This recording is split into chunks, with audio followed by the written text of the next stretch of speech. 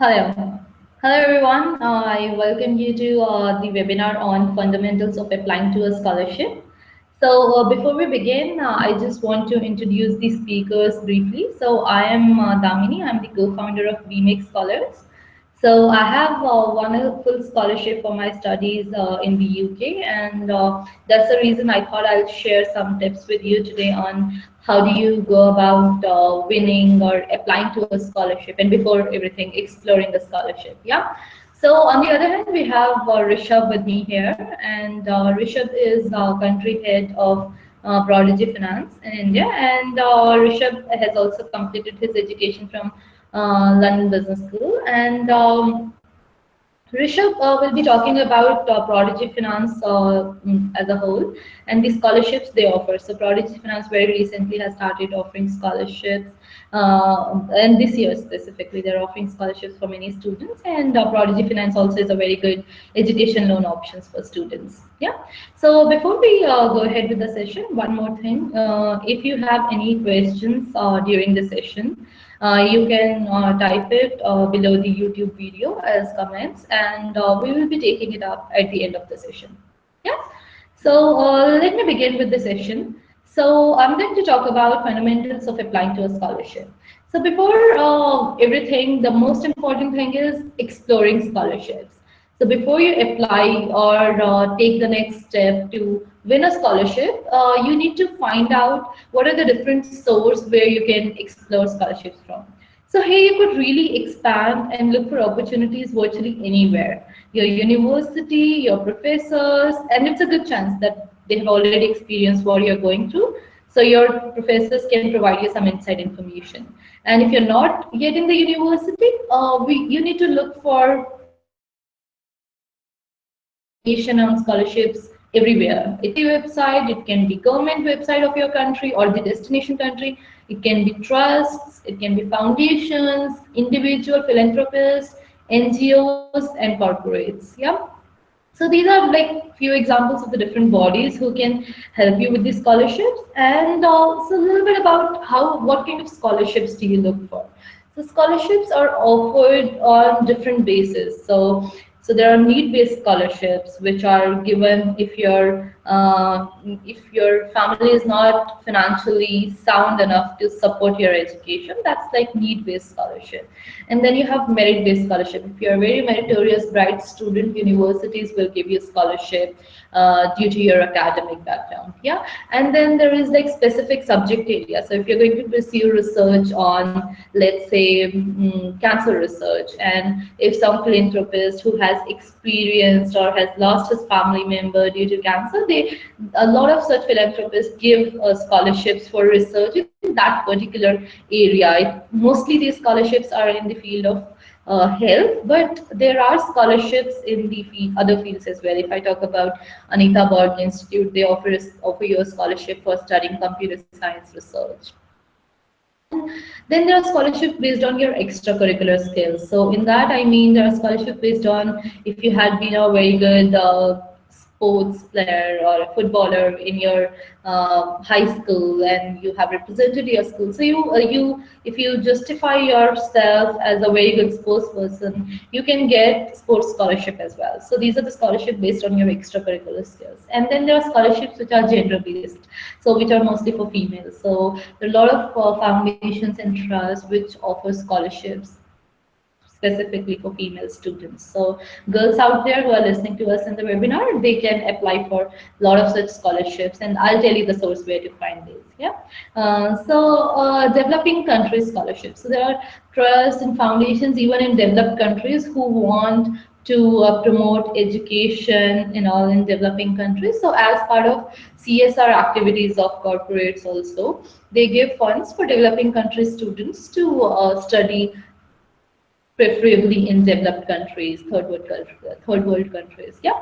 So then there are scholarships which are nationality based. So it can be provided by your country government or probably some trust within your country who will be offering scholarship just for your nationality. Yeah. So all you can look for on WeMakeScholars.com. So because we are the world's biggest or the most extensive scholarships database for international students.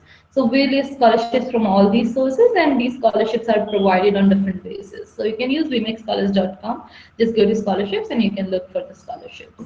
Yeah, now as you have found the scholarship for you, the next key important step is properly checking the eligibility criteria. I know this sounds very obvious, but there's still some points to consider. One of the most important steps is to read the requirements, instructions, and eligibility criteria very carefully. It goes without saying that you won't be eligible for all of the scholarships. So by doing the research, you'll be able to determine the most appropriate choices for you and concentrate your efforts on them. Very carefully, you need to read the eligibility criteria. Even if the basic criteria sounds you match with it, you need to go deep into the scholarship details, go on the page, find out why they're providing the scholarship, and if you actually are eligible for it. Yeah. So as you have found the eligibility criteria of the scholarship and now you're going ahead with the scholarship application, thing you need to focus on is know your profile. Yeah. So make sticky notes, put it everywhere, think about it, go in front of mirror, find out what are the different achievements and awards you have. Yeah, you can go on your social profile, see what kind of things you had been engaged in, go to your Facebook history, see your past 5 years, what have you been involved in, so that you can take every key thing and every accomplishment matters. Yeah. So everything, whatever you have done in life, each one or the other way, you can present it in your scholarship in a way which makes it unique. Yeah. The other thing which you have to focus on is when you're writing all these achievements, you need to put yourself at the place of the one it is. You have to consider what that person is actually looking for. It might have been, let's say, team head in school sports team or during that one event. But does it matter to the one who is selecting you for the scholarship? So you have, when you write your application, you have to review it from that perspective. Yeah. So once you're done with that and going deep into your scholarship application, the first thing you need to make sure you have very clear is the basic what and why. So why do you want to apply for this particular scholarship? This is one question which I have seen is in most of the scholarship. You trivial answers like, for paying for my tuition fee or to avoid debt, I want this particular scholarship. That's not what the scholarship provider is looking for. Yeah, they're not looking to provide you free money. They want to see you deserving for the scholarship. That's why they're providing you money to pursue higher education. So do not write trivial answers like paying for your tuition fee or avoiding debt. Yeah. So the other question, which is very common in most of the scholarship essays, is what will it give you and how will it contribute to your future? Yeah, so taking an example of Commonwealth scholarship, which is given for most of the developing countries. Yeah, so in that scholarship, you can see this question is there: how this scholarship will benefit to you and contribute to your future. And they want to see here is what would be your contribution to after taking this scholarship and being someone, let's say you have to tell about your goals here. Okay, with this scholarship, I'll be able to learn this, and the outcome will be I'll be, let's say, a good lawyer, which can help under deserving in India to get justice. Yeah, so they want to see a goal, and at the same time they want to see how society or your country would be benefited after you get the scholarship. Yeah, and another thing is, why do you think it suits you? This is just a question for you to tailor your profile to make sure you fit in the scholarship requirements. Yeah, even though the scholarship provider is going to read through your profile, the whole your GPA, your other academic extracurricular activities, everything, but he still will focus on this question a lot because he wants to see how do you think you can tailor your skills to fit in the requirements of the scholarship and you feel that you deserve it and it suits you. Yeah. And the last one is why you should win the scholarship and why would you get picked. Another question, which is similar to the third one, which where it says how you are the most deserving out of thousands or 10,000 applications which they are receiving. What makes you unique and stand out of the crowd, and yeah, why would you get picked up? Yeah.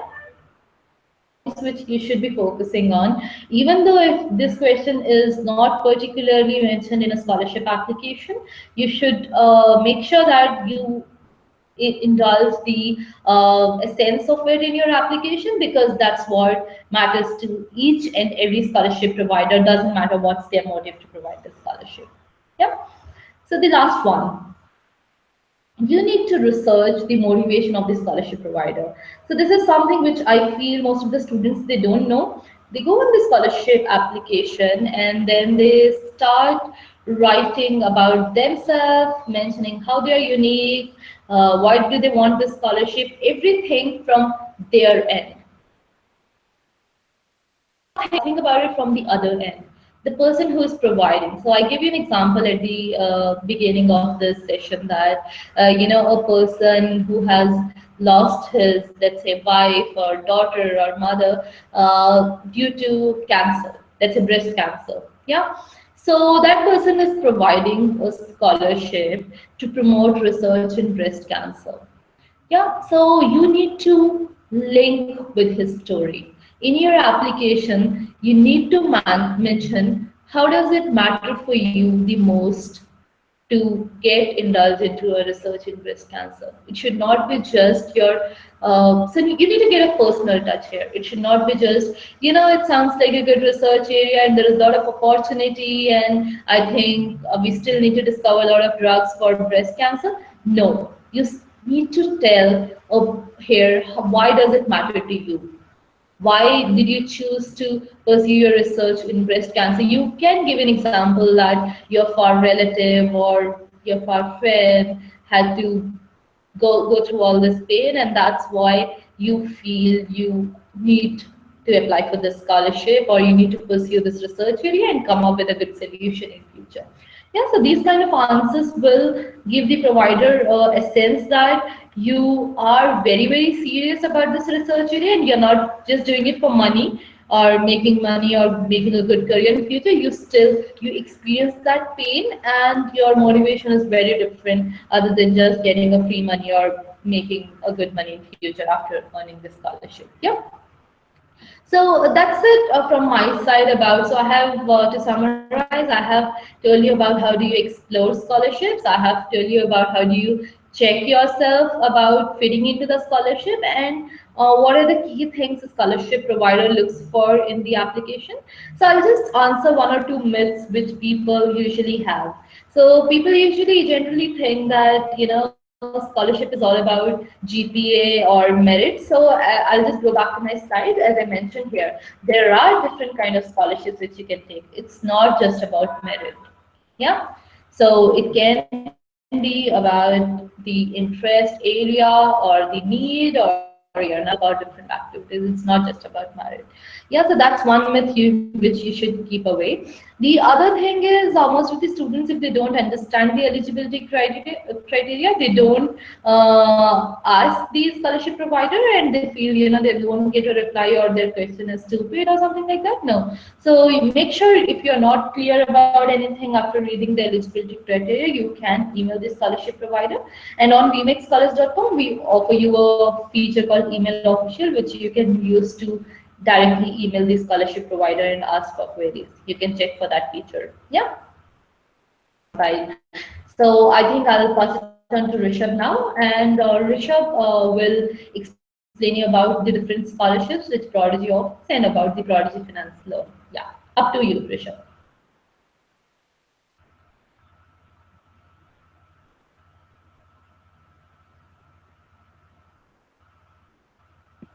Hello. Uh, Hi guys, can you hear me? Okay, so I'm gonna assume you guys can hear me. Thank you, Damini, for the great presentation. It was really nice to hear how to go about getting a scholarship. So, thank you, everyone.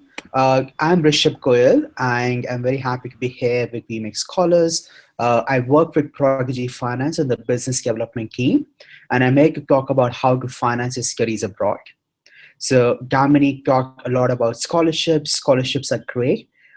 They are basically, in my opinion, free money because someone believes in you. So please go and find the right scholarships. But there are other sources of funding as well, and that's what I wanted to talk about today. So, who am I? If I were to answer who's Rishabh Goel, I basically did my degree from BITS and I worked in consulting and banking for some time. I did guest prep coaching for GMAT GRE, and then I did my own GMAT GRE. I went to Masters in Management at London Business School, after which I worked in a couple of fintech companies, currently working at Prodigy Finance, um, which works towards making higher education more accessible for students all over the globe. So, inspirational quote by one of our borrowers.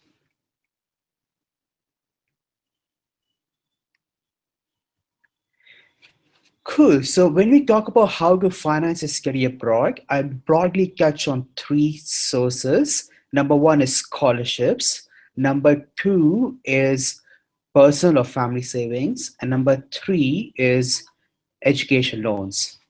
So scholarships, as I mentioned earlier, basically free money because someone believes in you, believes in the value of education that you're going to attend. And what it means is that it effectively reduces your cost of attending your master's or MBA program. All right. And in terms of getting scholarships, you could get it from the school financial aid. So when you apply and receive an academic letter, you might receive a scholarship letter alongside the academic letter. But if not, there are lots of government and philanthropic organizations, which Damini mentioned. And also, Prodigy Finance has its own scholarship program as well. Yes, scholarships are great, but they have strict eligibility criteria. Not everyone is eligible. And even if you're eligible, the applicant pool is quite big. So getting a scholarship is not as straightforward. And say you get a scholarship, amazing, fantastic, congratulations. However, most of the scholarships cover only partial costs, and you need to again figure out how will you finance the rest of your education, which can come from two sources. Uh, Before I talk about those, let's talk about Prodigy Finance Scholarship. We are offering 10 scholarships worth $10,000 each, and these are assessed on a quantitative factors, over 10 quantitative factors, which will be picked up from the application you submit for a Prodigy Finance loan. Great. So you have scholarships and you're looking to finance rest of the funding for your master's degree. And it could either come from your savings, personal or family. Lots of people in India, Asia, Africa have strong family support, uh, family that understands the value of master's degree from a top school abroad, and they're very happy to support us. However, increasingly, education loans are becoming a more popular option to study abroad. And there are different kinds of education loan providers in the world. If you are looking to take a loan from the country you're going to study, you might take a loan from a bank of that country. So, for example, if you're going to the US, you might take a loan from a US bank that is a host lender, but they would ask you for a co-signer, someone who is a US resident and has credit history in the US. Not all of us who are non-US citizens have that. The other option is you offer a local lender of your country who might ask you for collateral, typically a house or an asset, which sometimes is very challenging. And recognizing these two challenges, cosigner and collateral, Prodigy Finance provides education loans to top schools globally up to 80% cost of attendance without collateral or cosigner. So if you talk about Prodigy Finance, our founder went to INSEAD. It's a top business school in France, and he is a South African from Cape Town, and he took education loan, wasn't happy with the whole process, thought if you're going to a great school, you deserve a better educational product, and that's how it started. He uh, developed this model where educate money for the education loans came from a community of investors, a community of alumni, school endowments, impact investors who understood the value of the education and developed a unique legal model where the loan agreement was enforceable in 150 countries. So till now, we have supported over 6,000 students, nearly $300 million in 126 countries, and we're growing faster and faster every year. So these are the top ranked universities we're already working with. We keep increasing our list of schools. So please stay in touch, and we'll be very happy to support you if you're looking to go to a school we support.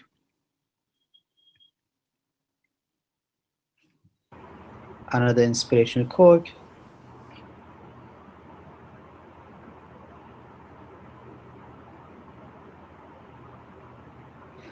So what is Prodigy Finance and how is Prodigy Finance different? So like I mentioned earlier, the source of funding is unique in the sense it's a pool of community investors who understand the value of education, and they are willing to invest through Prodigy Finance in you because we have unique proprietary data-driven risk models that allow us to gauge and understand the appropriate loan size and interest rate for the school and program you're attending. The loan size depends primarily on the careers data or the post master's salary after graduating. And for interest rates, we look at 50 plus variables. Also, we are a 21st century product and everything is done online. The other thing that's very different about us is that we have strong school relationships. So we manage and handle the disbursements for you. We have a strong presence on campus. We'll make sure to visit the campus twice a semester, and we sponsor a bunch of activities so that you feel you're at home away from home. We are very strong on transparency. We actually provide a provision offer with loan size, interest rate, everything, even before you submit any documents of fee. And our repayments are absolutely crystal clear. If you want to repay your loan early, there is no penalty at all. Lastly, the idea of community does not stop at investors. It extends to your schools and students. And we do a lot of activities with careers, networks, events to help you have a more fulfilling career after graduating. So if you talk about the student journey when they take a loan from Prodigy Finance, if you get admit to a school and program with support, all you need to do is go online, fill in a 30-minute application, and you'll receive a provisional offer. All right, that is phase one. You go online, apply an application, 30 minutes, and you receive a provisional offer. Most of the times it's instantaneous, 30 minutes, but we tend to get back within 5 business days. So that's phase one. You have a provision offer, you can review it. If you like it, you're comfortable with, you can accept it. And after accepting, we'll ask you to provide verification documents. That is phase two. Simple verification documents. And once you submit them online as a soft copy, you'll receive the confirmed letter, which you can use for I-20 and visa. So you receive your confirmed letter, phase three, secure your I-20 and visa, go travel to the campus. Once you reach there, you can sign the loan agreement electronically. And then phase four, You just need to resubmit your details for year two. And after graduating, we give 6 months grace period, and then you have monthly installments for payments. I'm going to address some FAQs that we generally face, and after that, we can have an open-ended Q&A. All right. So the first question you always face is, how does Prodigy Finance lend? We are a UK-based lender regulated by FCA, that is the highest authority for uh, financial institutions in UK. Uh, Loan agreement enforceable in 150 countries. Proprietary data-driven risk models that give the confidence to our investors that our loans are comfortable for the student to bear. The loans are funded through community investors. We actually work with Credit Suisse, and we have developed the world's first higher education note.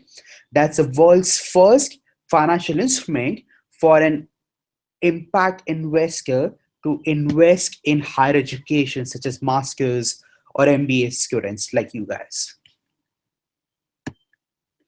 Eligibility, no criteria for collateral cosigner, no need, no upfront fee or documents. You should be attending a school and program we support. That's a key thing. And also show enough funds to pay for the whole cost of attendance. The loan size goes up to 80% of cost of attendance, but it's ultimately determined by the credit committee after looking at expected earnings after graduating. And the loan tenure is for 10 years that kicks in 6 months after graduating. The rate is up to 8.5% over LIBOR. So it can be between 5.5 and 8.5. And LIBOR is a variable rate that we offer to connect investors and borrowers like you. In terms of the document required, very simple. We ask for some passport, residential address, proof of admit. If you're showing any savings, personal or family, show that. Scholarship, sponsorship, sure. If you have been working for some time, we'll ask you for salary. And we also ask for credit report because we want to make sure that you're comfortable and we understand your past debt. If you ask, our letter, Prodigy Finance letter, is a valid source of financial aid, and you can use it for visa. We're funding over 2,000 Indians, 126 nationalities, and happy to courier a physical copy from Cape Town if needed. And if you talk about disbursements, the funds are dispersed directly to the school after signing loan agreement, and the loan agreement is signed when you reach campus. If you have asked money for living expenses, it will be credited to your local account through the university. You can repay early, absolutely not a problem. Early repayments is good for you because that means less interest accrued. So the way Prodigy Finance calculates month interest is we calculate on a monthly basis on loan balance outstanding into the simple rate by 12. And if you repay a loan early, the loan balance outstanding reduces. So subsequent interest accrued or subsequent interest calculated would be lower.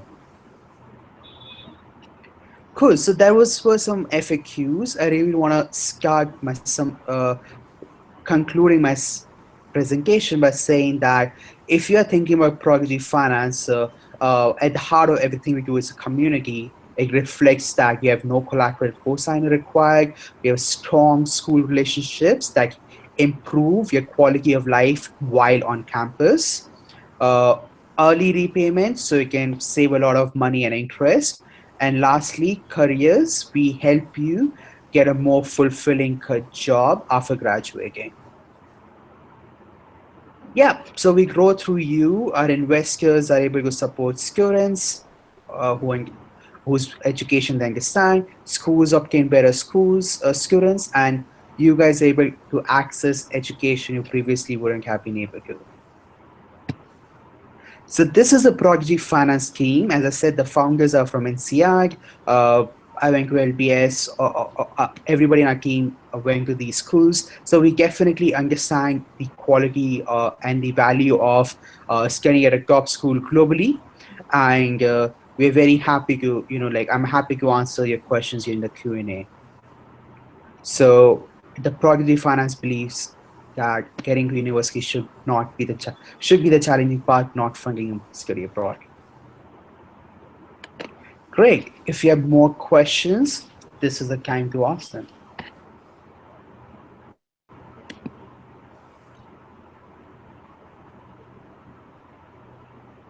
Yeah.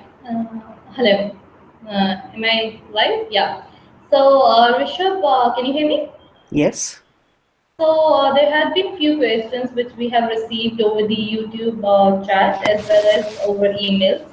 So the Mhm. first question which I'm going to ask you does sound different to me, but yeah, I thought I'll just I know it doesn't make any sense, but I'll ask you. So one student is asking that if we take a USD loan from Prodigy Finance, Mhm. will it affect in the visa process at the US consulate that you're taking a USD loan, so it justifies that you're going to settle down in the US? So will it be a problem? I think that's a really good question. It's a very interesting question for sure. I've never seen that as a problem. Over 2,000 students have used a letter for visa, and it's never been a problem till now. In terms of currency, what students, the feedback we have received is that the visa office fees more comfortable if you're able to show your savings or your source of financing in USD, because that eliminates foreign exchange as a risk. So you might have your savings in INR or any other currency other than USD, but your currency, because of appreciation, depreciation, might be a factor in the long term. And if you show savings in the same currency as you're studying, which is USD in this case, it is actually great because this visa office fee is more comfortable because it eliminates foreign exchange risk. Yeah. Sure. So yeah, I mean to all the students who are listening to me and Prodigy, me and Rishabh as of now. So I can tell that Prodigy Finance is a very good option which you should consider if your school is in the list of Prodigy Finance list. Then this is the best option you can take ever, and the lowest interest rate, and you do not have to provide any collateral. You do not need a co-signer who is a, let's say, a US national or any of the destination countries which they support. So yeah, I mean it's a very good option and the interest rate is low. But Rishabh, few students are asking me. You have mentioned that there is no upfront fee. So I have just received an email from a student asking what is the processing fee? I think that term came from, as most of the Indian banks do charge these students a processing fee. So they want to know what is the processing fee for Prodigy. Yeah, so we have a honest upfront administration fee, which is 2.5% of the loan size, but you're not expected to pay it upfront. It Mhm. becomes a part of a loan, and we charge an administration fee on the date of disbursement, not when you get the letter and everything. So if your disbursement is happening in September, we would charge the administration fee in September, and it would become a part of the loan itself. Sure. And the last question in the email is before I go to YouTube questions. So the last question in the email is do the students need to pay the interest rate during their course? So there is no need to repay anything till 6 months after you graduate. No need at all. However, if you want to repay early, you can. Absolutely not a problem. And if you repay early, you would basically be saving interest in the future because loan balance outstanding would be lower. Uh, Typically, we see students prefer to make bulk payments because that's simply easier. Yeah. Sure. So I think that answers the questions of the student who asked in the email. So there are two more questions on YouTube which I think I would need to answer. One is like scholarships for PhD. A student has commented. So Sonu Kumar, the scholarships for PhD which you have asked for, here we are talking mostly about the Prodigy scholarships is mostly for master students. Am I right, Rishabh? It's for master students, right? The Prodigy Yes, scholarship. masters Yeah. and MBA. Okay, yeah. So for masters in MBA and PhD scholarships, if you are looking for, you are free to come to WeMakeScholars.com and explore more opportunities. But primarily here we are talking about the postgraduate scholarships. Yeah, and there is another question from Abdul. Is it scholarships or loans? Can you clarify? Yeah.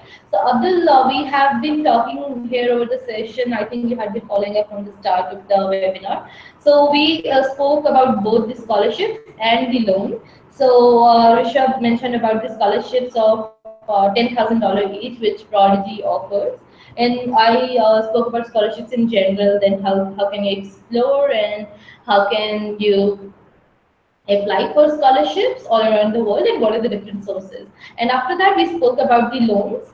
So this loan I would suggest you is a very better option than whichever loan in your country banks are offering because it doesn't require any collateral and I'm sure the interest rate is globally the lowest with Prodigy. I mean not yeah, so it's on the lower side. If you're looking for overseas education loan, this is a very good deal you can get to fund your education.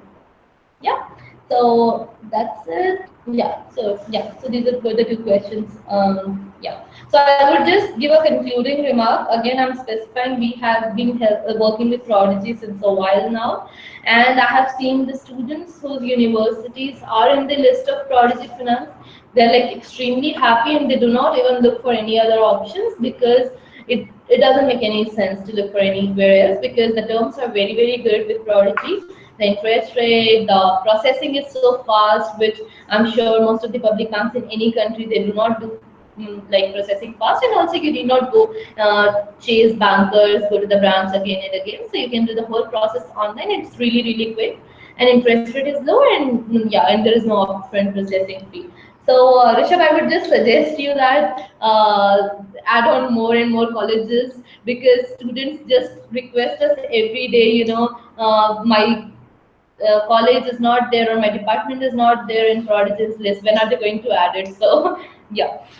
Oh, thank you. First of all, Damini, for all the kind words. Really grateful. Regarding the list of schools and programs, this week, actually on Friday, we launched 13 new schools for engineering and information science.